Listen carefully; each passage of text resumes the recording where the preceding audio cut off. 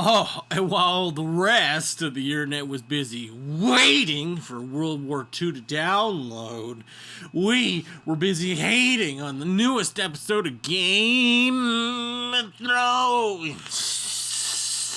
And in today's video, we'll be talking about one of the fan theories that dooms one of our beloved characters. But before we get into that, just a personal aside for all of my Call of Duty fans, don't worry.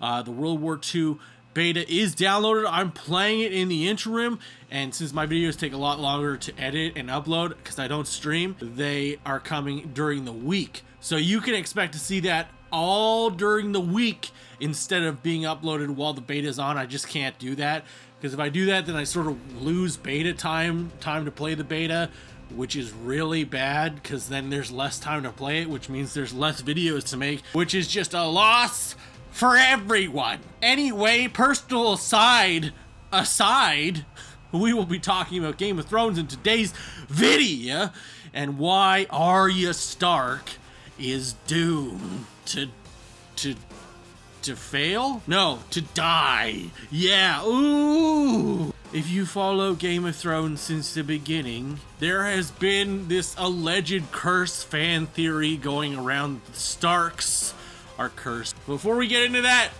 preface that thesis statement ahead of that. Point number one. So, if you've been watching some of the previews, it's noted in the voiceover narration, Sansa says that the lone wolf dies, but the pack survives. And a lot of people have been saying, oh, this lone wolf applies to Littlefinger.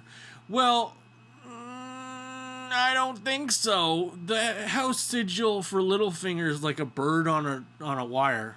Shout out to Action Bronson. But the person working directly against Sansa, as it would appear, is Arya. And we know at the start of this season, Arya said, let one wolf survive and the sheep all die. Something to the effect of that anyway, which would imply that she herself is the lone wolf running amok in the south, which she was doing. This sort of took a different turn and was even furthered when she ran into her own direwolf, Nymeria. Is it Nymeria? That's also the name of one of the sand snakes, not that anyone cared about that.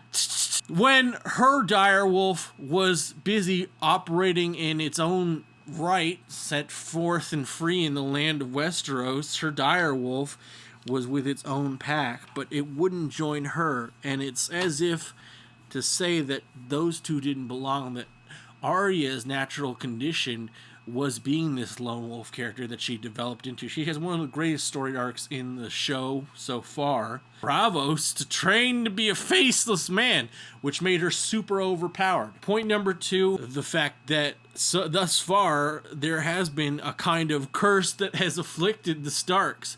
Now, every Stark that has killed, and I'm not talking in self-defense or even self-righteousness, or even just in the manner of having to go take something in a battle. I'm talking more so in the manner of execution style.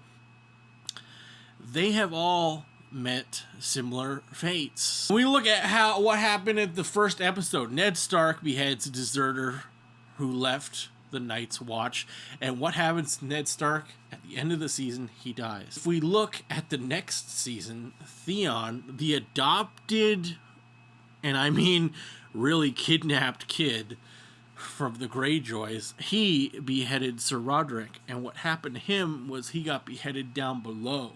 You know what I'm saying, dog? I'm saying they chopped it off. Ooh, ooh. Next season, we see Robb Stark behead Rickard Karstark for killing the Lannister assorted nephews and random kids who ended up becoming Tommen later on in other seasons. And what happened to Robb Stark?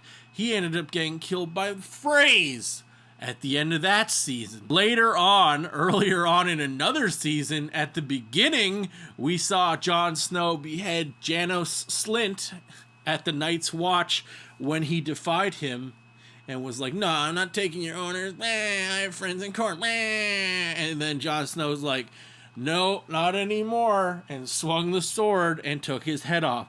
The common theme here is that Stark children who have killed early on in the season end up dying in those seasons. Jon was later stabbed at the end of that season by the Night's Watch and that bastard Ollie! Now, what did we open up with on the start of this season? We saw Arya Stark at the Freys, the twins, simply poisoning the entire family of them at the beginning. So she committed a summary execution in the name of revenge. She wasn't fighting a battle, sort of like how the Battle of Bastards went, or even fighting in the form of defense or on a mission or anything. She just straight up murdered these people. If we follow the framework that all these people have done in terms of murders early on in the season, what happened at the end result for each of them? Well, almost all of them ended up dying, except for Theon, and he doesn't really count. He kind of a little counts, because he's still alive. Anyway, regardless, Arya did what they did at the start of the season, this season, and now we're approaching the end of it, in which she's coming into conflict with Sansa and Littlefinger.